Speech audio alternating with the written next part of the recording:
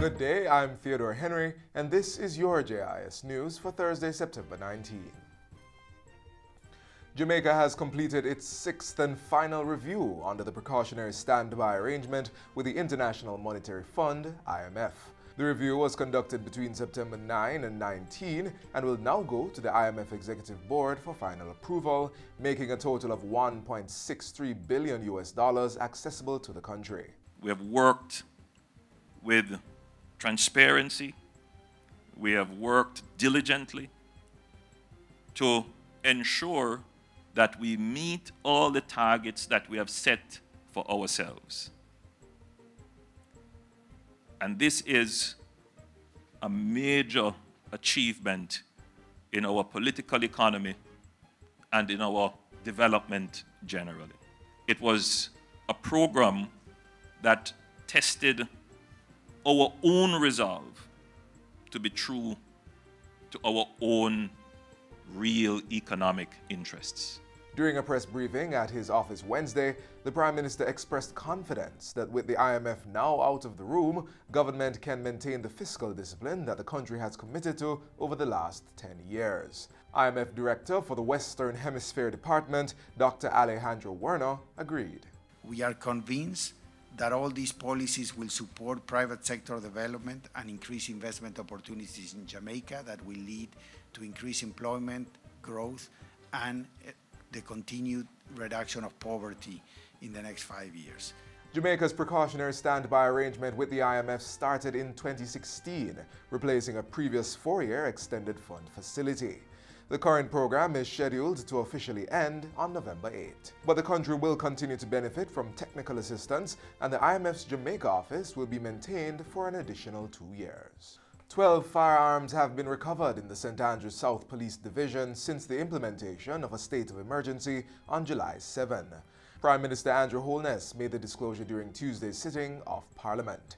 He said there were other notable successes from the state of emergency. Murders in St. Andrews South Division have reduced by 73%, from 48 murders to 13 murders over the period 7th of July 2019 to the 11th of September 2019, 67 days since the declaration of the SOE, when compared to the previous 67 days.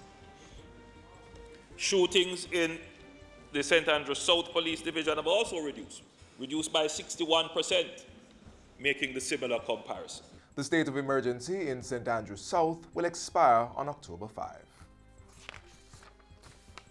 In the meantime, opening hours are being extended for businesses operating in St. Catherine and Clarendon, which are now under a state of public emergency. For the first 14 days after the security measure was declared on September 5, businesses in the parishes were ordered closed by 9 p.m.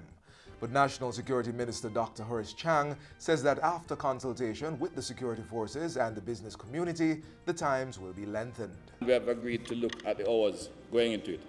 I have in fact drafted some hours open to debate, but we are looking at moving the hours from 8 to 10 and in some cases to 11 o'clock. A similar adjustment for business operating hours in Westmoreland, Hanover and St. James was carried out on August 25. Closing time for establishments in those parishes are now between 10 p.m. and midnight. The government is, Mr. Speaker, faced with a balancing act. So we agree we have to get it right. But in this balancing act, there's one thing that we are clear on. The right to life supersedes every other right.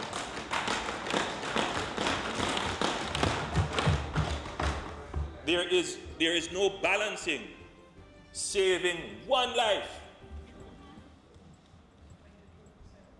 with rent, loss of revenue. There's no balance there. You can't equate the two. Jamaica's bunkering industry is now ready to supply ships with LNG fuel following New Fortress's investment in the industry. Minister of Transport and Mining Robert Montego says Jamaica is moving to become the regional leader in bunkering in the Western Hemisphere. We are open for business. Bunkering creates some 900 direct high-paying jobs in Jamaica and approximately 3,000 indirect jobs. So it is vital to our economy. We are projecting to get 10% of the ships that pass through the Panama Canal. The minister was speaking recently at the opening ceremony for the 2nd International Bunker Industry Association Caribbean Bunker Conference. The National Minimum Wage Commission wants engagement from the wider public as it seeks consultation on the minimum wage. The Commission is hosting a series of consultations in collaboration with the Ministry of Labour and Social Security under the theme Engaging, Listening and Advising. They began in Montego Bay on September 12 and continue with engagements in Portland on September 24. The team will also seek the input of employees and employers in Manchester, St. Anne, and Kingston. We believe, especially when it comes to persons who are at the bottom tier, to ask them to make presentation and documentation with respect to how they see the minimum wage. It is our experience that we don't see much of that. And finally, scores of residents in Somerton, St. James and its environs benefited last week from free dental services. The 5-day engagement was held at the Somerton All-Age School, led by a team of 45 professional and student dental care volunteers from the United States of America, Canada, and the Caribbean. They are part of Great Shape Inc.'s 1000 Smiles project, which operates a free dental clinic in Jamaica each year in collaboration with the Sandals Foundation. Great Shapes has been going around for 16 years in Jamaica, and we are happy to help the people of Jamaica. Along with cleaning, filling, and extracting teeth, they also go into nearby schools and they educate children, tell them how to practice proper oral hygiene, and they also leave them with resources that will help them in their day-to-day dental care. So it's a great partnership. And that's it for JIS News Today. I'm Theodore Henry. Thanks for watching.